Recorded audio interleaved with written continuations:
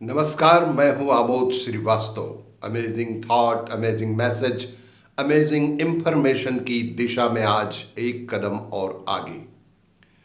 आज के इस चिंतन का विषय है नवरात्रि माता भगवती की आराधना का श्रेष्ठ समय क्यों। आपको ये मेरा वीडियो अच्छा लगे तो लाइक करें, शेयर करें और लाल बटन दबाकर सब्सक्राइब अवश्य करें। साथ ही बेल आइकन दबाना बिल्कुल ना भूलें। भारत में आज हम महिलाओं को सशक्त करने की बात करते हैं। महिला सशक्तिकरण की बयार चल रही है और इसी समय आया है नवरात्रि का पर्व। एक ऐसा पर्व जो हमारी संस्कृति में महिलाओं के गरिमामय स्थान को दर्शाता है, प्रदर्शित करता है। नारी मूलतः शक्ति है। नारी मूलतः एक शक्ति है। वह असीम ऊर्जा है जिसके बिना संरचना, पोषण, रक्षा और आनंद की कल्पना ही नहीं की जा सकती है। नवरात्रि में हम उसी नारी शक्ति को पूजते हैं, उसी नारी शक्ति को नमन करते हैं। भारतीय दर्शन ने मां दुर्गा के माध्यम से नारी शक्ति को महत्व दिया है और नारी शक्ति के महत्व को देश दुनिया को समझाया है। पुराणों में नवरात्रि मान्यता है कि नवरात्रि में महाशक्ति की पूजा कर श्री राम ने अपनी खोई हुई शक्ति पाई थी। नवरात्रि की महाशक्ति की पूजा के आधार पर ही भगवान श्री राम ने भी अपनी खोई हुई शक्ति पाई थी। इसलिए इस समय आदि शक्ति की आराधना पर विशेष बल दिया गया है। मार्कंडेय पुराण के अनुसार दुर्गा सप्तशती में स्वयं भगवती ने इस समय शक्ति पूजा को महापूजा बताया है। कलश स्थापना। कलश स्थापना देवी दुर्गा की स्तुति, सुमधुर घंटियों की आवाज, धूप बत्तियों की सुगंध, यह 9 दिनों तक चलने वाला साधना पर्व, महापर्व नवरात्र का चित्रण है। हमारी संस्कृति में नवरात्रि पर्व की साधना का विशेष महत्व है। नवरात्रि पूजा पर्व वर्ष में 2 बार मनाया जाता है, एक चैत्र मास में, दूसरा अश्विन मास में। वर्ष में 2 बार नवरात्रि की पूजा, मां दुर्गा की पूजा अर्चना का प्रावधान पौराणिक कथाओं में विस्तृत से बताया गया है। नवरात्रि में ईश साधना और आध्यात्म का अद्भुत संगम होता है। अश्विन माह की नवरात्र में रामलीला, रामायण, भागवत पाठ, अखंड कीर्तन जैसे सामूहिक धार्मिक अनुष्ठान होते हैं। यही वजह है कि नवरात्रि के दौरान प्रत्येक इंसान एक नए उत्साह और उमंग से भरा दिखाई पड़ता है। वैसे तो ईश्वर का आशीर्वाद हम पर सदा ही बना रहता है, किंतु कुछ विशेष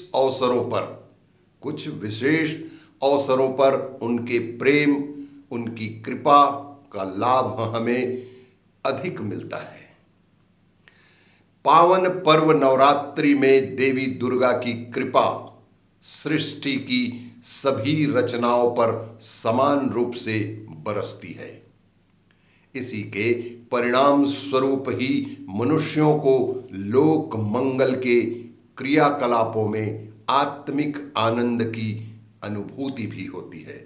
मनुष्यों को लोक मंगल के क्रियाकलापों में आनंद की अनुभूति प्राप्त होती है और एक विशेष प्रकार की आत्मिक शांति का अनुभव होता है। नवरात्रि को 2 भागों में बांटा जा सकता है। पहले भाग में नवरात्रि में की जाने वाली देवी की साधना और उपासना को रखा जा सकता है। दूसरे भाग में व्रत और उपवास की प्रक्रिया रखी जा सकती है। ऐसा माना जाता है कि परमानंद की प्राप्ति तभी संभव है जब दोनों भागों की प्रतिक्रियाओं का विधिवत संपूर्ण निष्ठा और भक्ति भावना के साथ ही पालन किया जाए।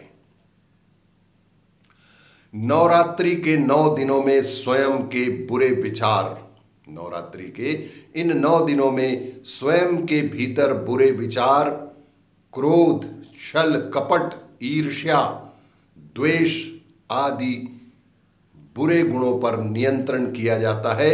यदि आप इन 9 दिनों में मानव कल्याण में रत रहते हैं, मानव कल्याण की ही बात सोचते हैं, तो अनुष्ठान का महत्व आपके जीवन के लिए, आपके परिवार के लिए, समाज के लिए और देश के लिए और भी अधिक बढ़ जाता है। नवरात्रि की 9 देवियां, नवरात्रि के इन 9 दिनों में देवी के 9 अलग अलग स्वरूपों की आराधना होती है। सच यही है कि शक्ति या ऊर्जा में यही क्षमता होती है कि वह स्वयं को अवसर के अनुकूल भिन्न भिन्न रूपों में व्यक्त कर सके। मां जननी है हम सब की ही नहीं, बल्कि राम और कृष्ण तक की भी मां ही जननी है। वह स्वयं को, मां जननी वह स्वयं को जिन अलग अलग रूपों में अभिव्यक्त करती है, उसकी शुरुआत होती है दुर्गा के रूप में मान्यता के आधार पर। दुर्गा के रूप में मान्यता है कि मां दुर्गा ने लगातार 9 दिन और 9 रात तक युद्ध करके महिषासुर का वध कर दिया था। यह उसके रक्षक का रूप है, यह माता के रक्षक होने का प्रमाण है।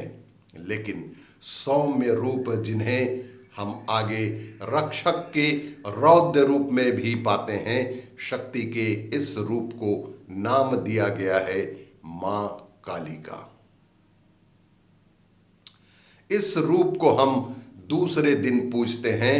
तीसरे दिन यह मां ऐसे रूप में पूजी जाती है जिसने संपूर्ण सृष्टि का सृजन किया है, जिसने संपूर्ण सृष्टि का ही सृजन किया है, तभी तो इन्हें जगदम्बा कहा गया।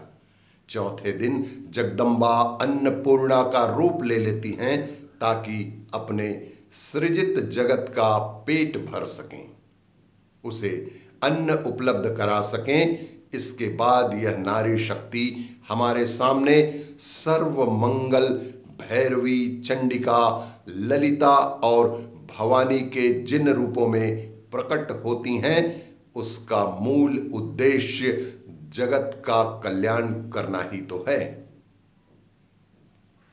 नवरात्रि में हम शक्ति की देवी दुर्गा की उपासना करते हैं। नवरात्रि में हम शक्ति की देवी दुर्गा की उपासना करते हैं। इस दौरान कुछ भक्तगण 9 दिनों का उपवास भी करते हैं, तो कुछ सिर्फ पहले और अंतिम दिन उपवास रखकर मां की भक्ति प्रदर्शित करते हैं।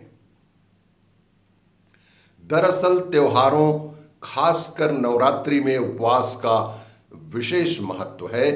उपवास में उप का अर्थ है निकट और वास का मतलब है निवास करना।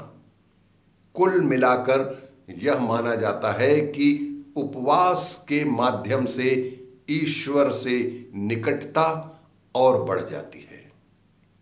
उपवास के माध्यम से ही हम ईश्वर से, मां शक्ति से जुड़ जाते हैं, उनके निकट पहुंच जाते हैं। नवरात्रि कथा पौराणिक कथानुसार प्राचीन काल में दुर्गम नामक राक्षस ने कठोर तपस्या कर ब्रह्मा जी को प्रसन्न कर लिया था उनसे वरदान लेने के बाद उसने चारों वेद व पुराणों को अपने कब्जे में ले लिया था और अपने कब्जे में लेकर उन्हें कहीं छिपा दिया था, जिस कारण पूरे संसार में वैदिक कर्म ही बंद हो गए थे। इस वजह से चारों ओर घोर अकाल पड़ गया, पेड़ पौधे व नदी नाले सूखने लगे, चारों ओर हाहाकार मच गया, जीव जंतु मरने लगे, सृष्टि का विनाश होने लगा। तब सृष्टि को बचाने के लिए देवताओं ने व्रत रखकर 9 दिन तक मां जगदम्बा की आराधना की, पूजा की, अर्चना की और माता से सृष्टि को बचाने की विनती की। तब मां भगवती व असुर दुर्गम के बीच घमासान युद्ध हुआ। मां भगवती ने दुर्गम का वध कर देवताओं को निर्भय कर दिया और तभी से 9 दुर्गा तथा 9 रात्रि व्रत का शुभारंभ हुआ। आपको ये मेरा वीडियो अच्छा लगे तो लाइक करें, शेयर करें और लाल बटन दबाकर सब्सक्राइब अवश्य करें। धन्यवाद।